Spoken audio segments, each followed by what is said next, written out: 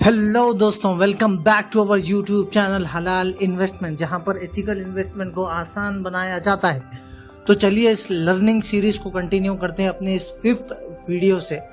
तो दोस्तों, आज की इस वीडियो में हम चर्चा करेंगे कुछ यूनिक टॉपिक्स के बारे में, जिसके बारे में शायद आपको पता नहीं होगा, जिसमें से है बाईबैक ऑफ शेयर्स क्या होता है, ऑफर फॉर सेल किसे कहते हैं, और देखेंगे डीलिस्टिंग क्या होता है, और इन कॉर्पोरेट एक्शंस के पीछे कंपनीज के क्या रीजंस होते हैं। तो चलिए सबसे पहले शुरू करते हैं बाईबैक से। Buyback can also be called as repurchase of shares, यानी ये वो प्रोसेस होता है जिसमें कंपनीज खुद के आउटस्टैंडिंग शेयर्स को मार्केट से बाई करती है ताकि ओपन मार्केट में अवेलेबल शेयर्स को रिड्यूस किया जाए। कंपनीज के शेयर्स बाईबैक करने की कई रीजंस हो सकते हैं। ये इसीलिए भी कंपनीज ऐसा करते हैं ताकि रिमेनिंग अवेलेबल शेयर्स की वैल्यू को इंक्रीज करने या फिर दूसरे शेयर होल्डर्स को कंट्रोलिंग स्टेक से प्रिवेंट करने के लिए और फाइनेंशियली अट्रैक्टिव प्रेजेंटेशन के लिए भी बाईबैक किया जाता है। एज यू ऑल नो के कंपनीज कैपिटल रेज करने के लिए ओपन मार्केट में कॉमन शेयर्स और प्रेफर्ड शेयर्स को सेल करते हैं, मगर कुछ रीजंस की वजह से कुछ टाइम पीरियड के बाद कंपनीज ये डिसाइड करते हैं कि उन शेयर्स को फिर से बाई बैक कर लिया जाए और फंड्स शेयर होल्डर्स को रिटर्न कर दिया जाए। ऐसा करने से कंपनीज को कई तरह के बेनिफिट्स होते हैं। For example, increase in ownership, under valuation and boosting its key financial ratios. Let us understand with an example. कुछ टाइम पहले हमने विप्रो कंपनी का बाईबैक देखा था, जहां पर कंपनी ने अनाउंस किया था कि वो अपने शेयर्स वापस खरीदेगी एट 400 रुपीज पर शेयर, जबकि उस टाइम पर कंपनी का शेयर प्राइस था 350 रुपीज के आसपास। एंड आज हम देख भी रहे हैं करंटली इसका शेयर प्राइस है 550 रुपीज के आसपास। जिन शेयर होल्डर्स ने इसे होल्ड करके रखा था उस टाइम पर, उन्हें तो बहुत ही अच्छे रिटर्न्स मिले होंगे। क्या आप भी उनमें से एक हैं? If you are, then comment us in the comment box.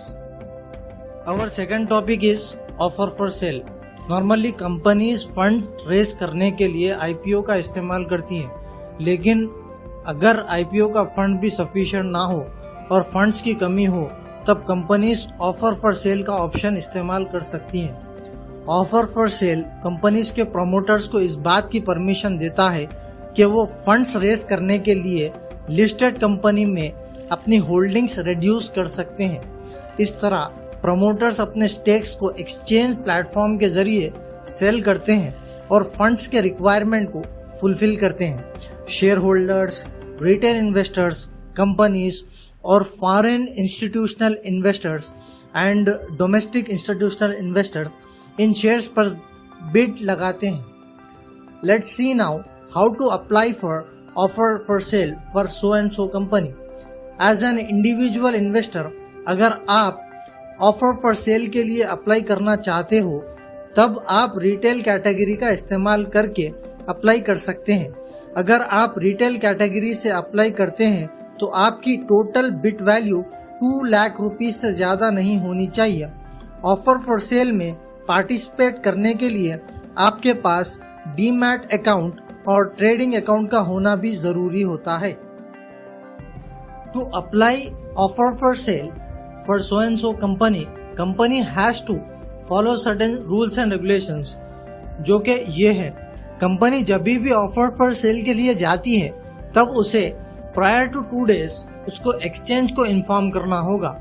और एक बात I would like to tell about offer for sale is only the top 200 companies are available for offer for sale in share market, और इसके ranks market capitalisation पर based होते हैं। और companies को यह भी देखना पड़ता है कि 10% ऑफ शेयर्स रिटेल बायर्स के लिए रिजर्व करने पड़ते हैं और 25% ऑफ ऑफर फॉर सेल के शेयर्स जो होते हैं वो म्यूचुअल फंड्स ऑपरेट करने वाले एसेट मैनेजमेंट कंपनीज और इंश्योरेंस कंपनीज के लिए रिजर्व करने होते हैं।